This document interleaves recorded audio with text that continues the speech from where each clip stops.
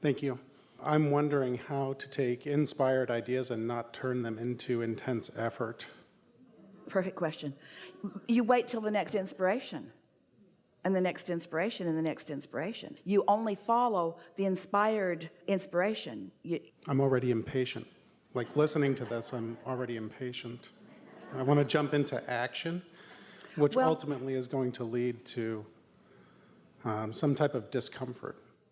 Well, see, as Esther received that impulse to play with her music, the impulse was there until she found what she was looking for, even though she didn't know. You see, Esther didn't know she was looking for rap music because she didn't know she was looking for a rapper.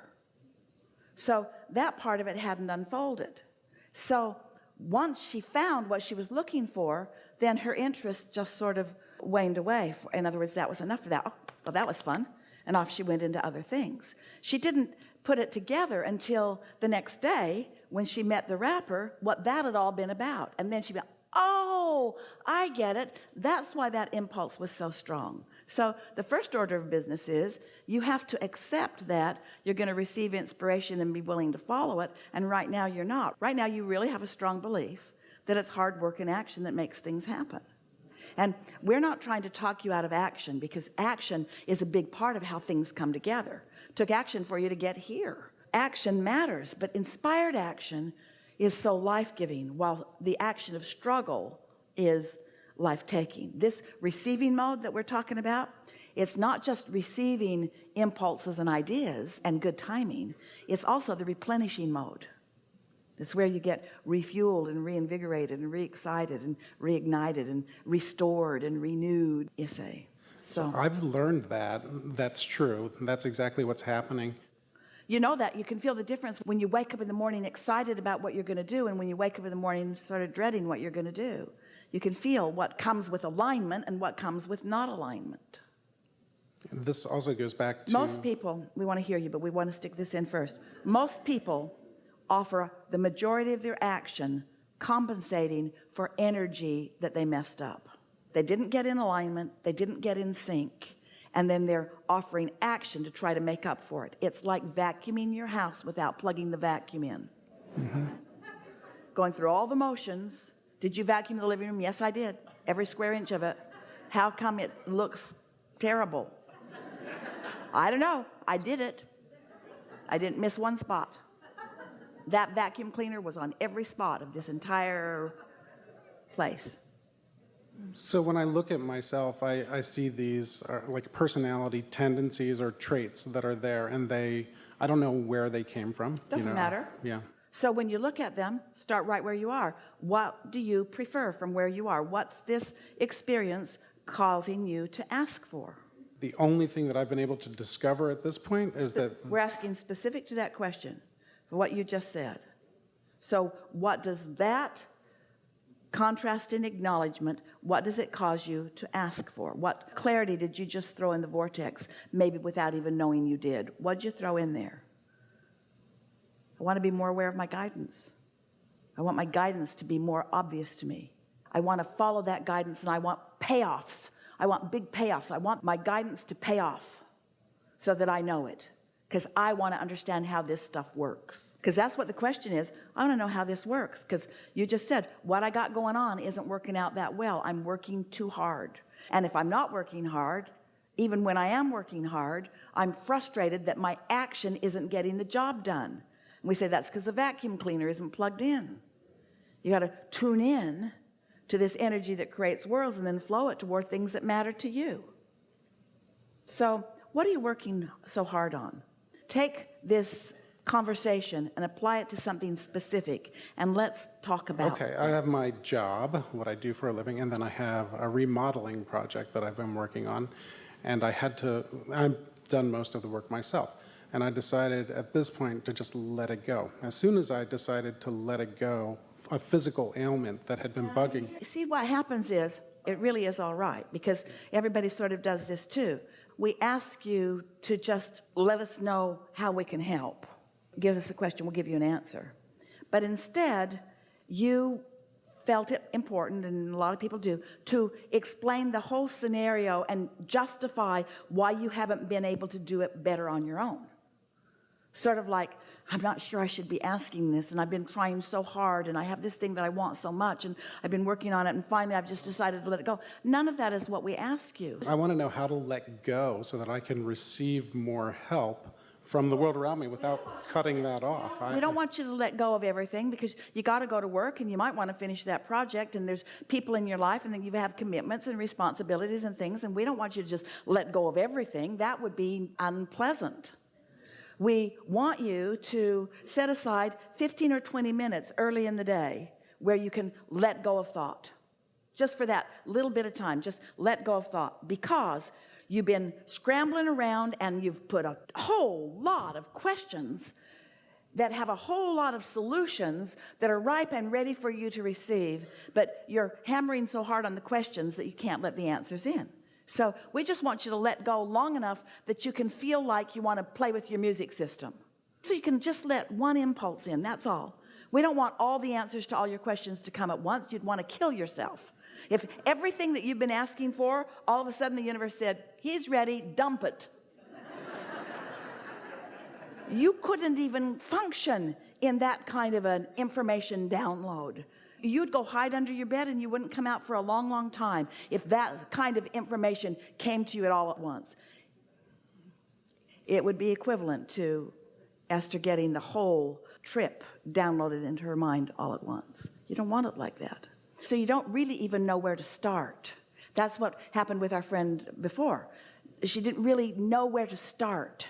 But your inner being knows where to start, because your inner being knows what your resistances are and what the path of least resistance is. And so that's why we speak to you as we do in these gatherings, because we know too. We know that the starting place is you're more than you know. The starting place is you're more than you know, and the other part of you is aware of you and listening all the time. You're more than you know, and the larger part of you is aware of you and listening all the time, and the way you feel is your indication of the harmony or discord between those thoughts. We're starting at the very core basics of where you are. You see what we're getting at? And as you begin to accept that this is why I feel the way I do, and that my inner being really is upstream for me and really does know what my path of least resistance is, and most of all, my inner being loves me and is rooting for me, not against me.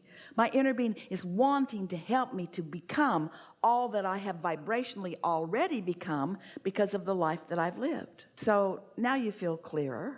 So of all the things in your life right now, we'll just ask you some questions for clarity. Which feels like what you'd like to talk with us right now? Which feels the most? You want to talk about how you could get more satisfaction from your job? Do you want to talk about how you could release that job and go to something more satisfying? Do you want to talk about how, even though you're at a job and that's a part of your life, that there's another part of your life that you really enjoy, which is the remodel of your house? Do you want to talk about how to get that back on track? Or something else? In other words, what do you want to talk about? Because there's so much in the vortex that we could spend a lot of words just with you about what's in the vortex. But what do you feel? What do you feel most curious to talk about or most interested to talk about? What interests you the most? What is the next direction to go in my job, in my career? Now hear this, just stay with us. So your inner being isn't going to tell you, even if you're tuned in, what the next direction is. Your inner being's going to tell you what this direction is.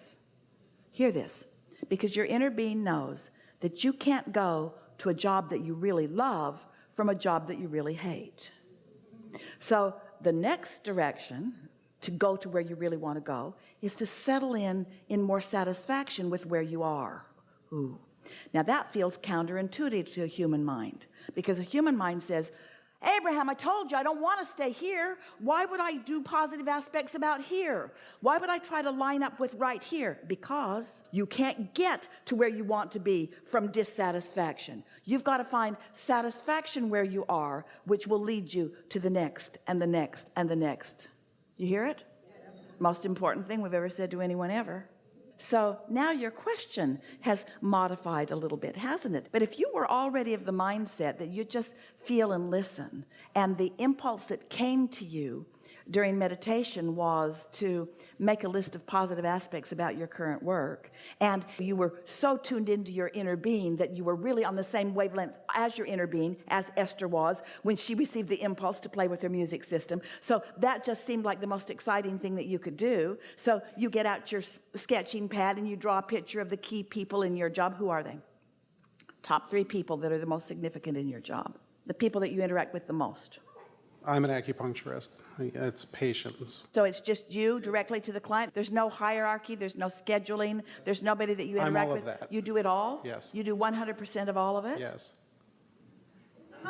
So? It's overwhelming sometimes. But I do that because I know that I don't trust the flow of abundance into my life completely in order to be part of a larger organization or have other people working with me to accomplish that end. So I've worked myself into a hellish situation because the alternative doesn't please me in this way, and this way, and this way. So it gets really messy and complicated, doesn't it? So what kind of download do you think you might receive from your inner being? What if you got a download that says, hire somebody to schedule for you? Would you run with that thought, or would you resist it in protest? Well, I guess I might have to start listening to things like that now. You know. What's your inclination? What's your inclination? My first thing is fear. That am I going to have enough for... All right, so if you're in meditation and that thought comes to you and you feel fear, you know you're not in alignment. So you know that's a receptive mode of something else. But what if maybe you've been meditating for 2 or 3 days for 15 or 20 minutes and you're in that place, you can't feel your nose from your foot, you know you're detached, and then a thought comes to you and the thought goes something like, someone to schedule for me. And it just feels like such a good idea that when you come out of meditation, you think, how do you go about finding a scheduler? And then you follow through with that. You see what we're getting at? Yeah, learning to be receptive. Because it's really interesting, and what you've been witnessing here with 2 or 3 people that we've been talking to is that even when you receive direct answers, you can't hear them and you feel resistance coming up. So what we're getting at is you've got to get yourself into a place where you can hear. The theme of this seminar could be, I can't get there from here. I can't get there from here. Well, of course, that's ridiculous. You can get anywhere from anywhere. But given my current vibration, I can't get to where I want to be because my current vibration is blocking information that will help me to get to where I want to be. So that's why it's so fascinating. It's a wonderful thing to come together with a body of people like you and to have some conversations where your questions are in earnest and you cannot hear the answers.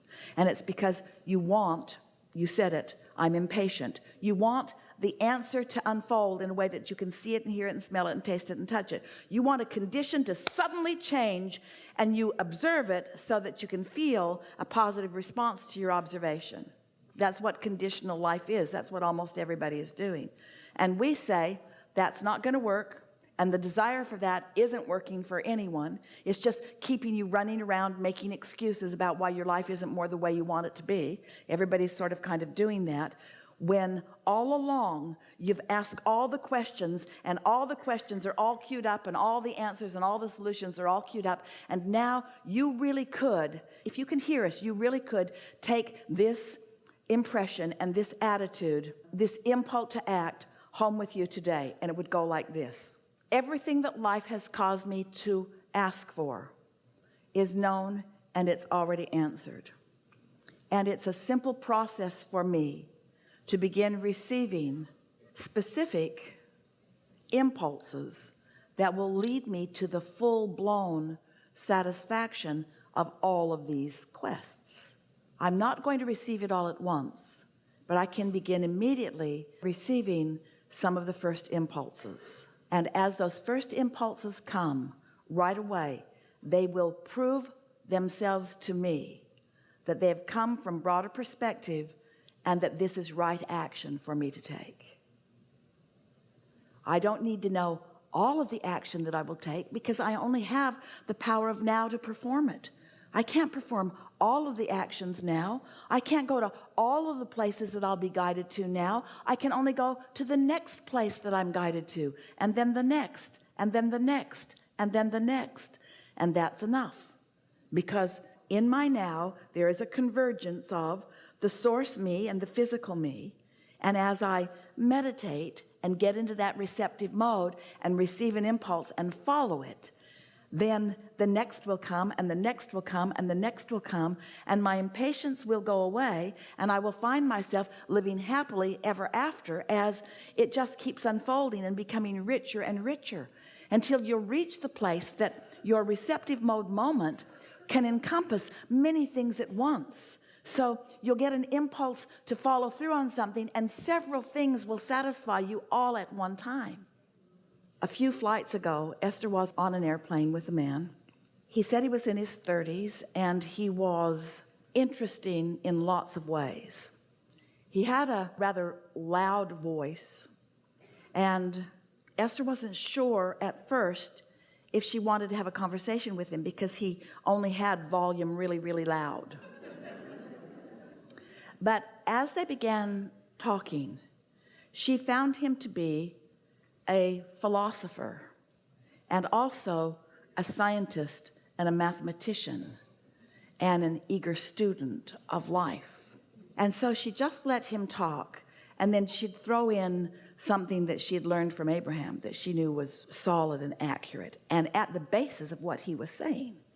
And he then would stop talking for a moment, and he would close his eyes for a minute, and then he would say, "That's right, and here's why."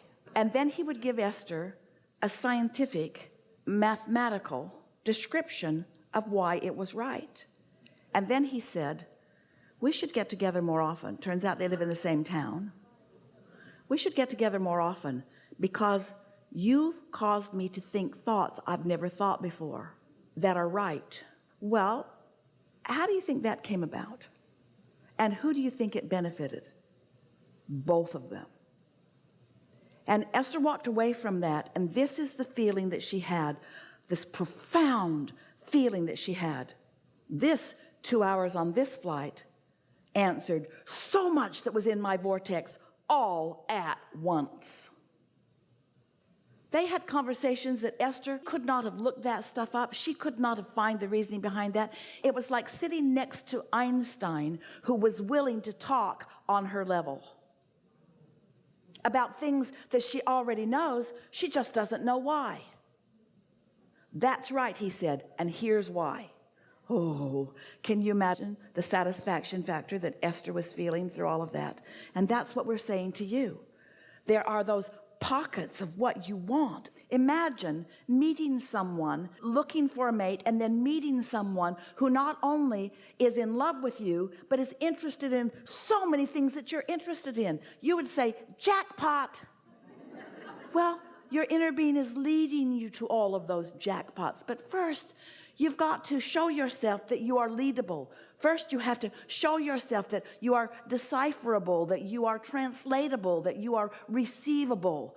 You have to put yourself in the receptive mode, because your inner being has been broadcasting to you from the day you were born. The question is, when are you going to be receptive to what is being broadcast, you see? So the answers are all around you. But as you stand in this place, "I can't find them, I'm confused, I don't know what to do." Well, then you can't find them, and you're confused, and you don't know what to do.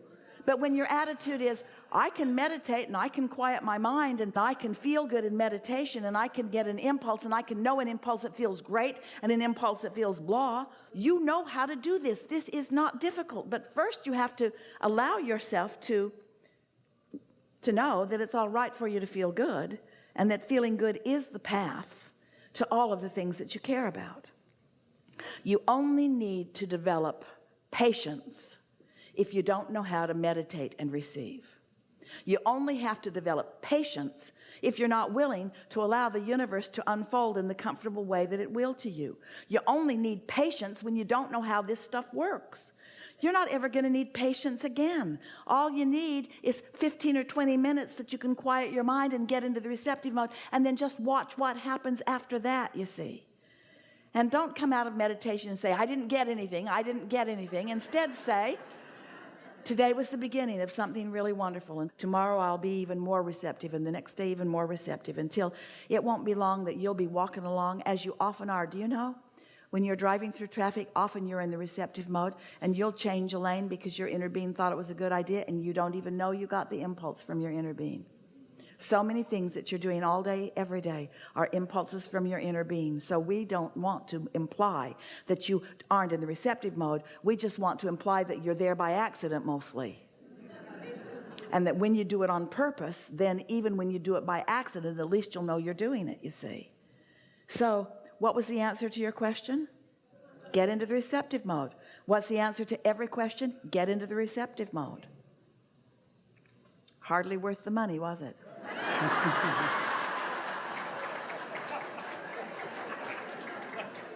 Enough? It's enough, but you also said at one time that imagination is the receptive mode. And I was wondering how, I might actively do something. Well, here's the thing. Receptive mode, as you know, as we said today, you can be in the receptive mode of a problem, and your imagination can just run away with you. Or you can be in the receptive mode of the solution. When imagination kicks in, you got a lot of momentum going. The question is the momentum going because you've been in this worried, paranoid receptive mode, or because you've been in this tuned in, tapped in, turned on receptive mode?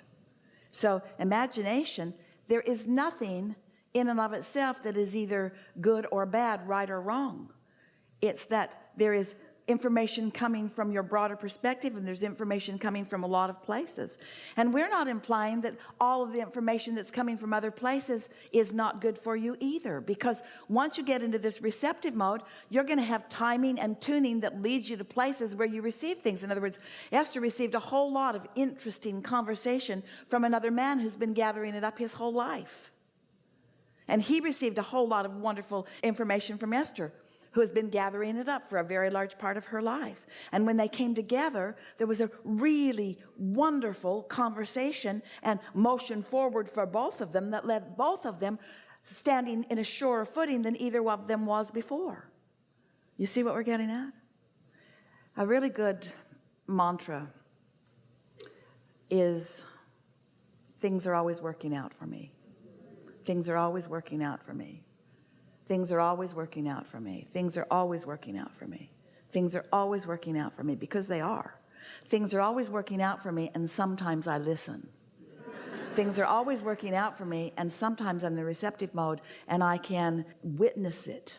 That's when it gets really good. When things are working out for you as they are, and you are witnessing them, you are letting yourself be the receiver of it. Whew, that's what you came for. You didn't come for somebody else to create your own reality. You came to mix it up and come to decisions and to create your own vibrational reality. And then you knew that your inner being would join you, and that together that this vibrational reality could become reality. How do you think all of this stuff got here? This stuff that you call planet Earth. This is co-creation between you and source energy, you see. This creation is never ending. You are eternal beings. It will continue to be. But doing it on purpose and being consciously in on it and consciously witnessing it, ooh, that is so delicious. And just showing up and seeing things, that shock you, that's not nearly so satisfying. And thinking, oh, somebody else did a really good job over there, that's not so satisfying to you either. But when you're in on it, when you know you molded the clay with your own mind, and you brought yourself with your own emotions into the place of the receptive mode, and you witnessed with your eyes wide open what's coming to you as a result of the alignment that you found, that's what you came for, and not anything even a little bit less than that. We think this is a really good time for a segment of refreshment.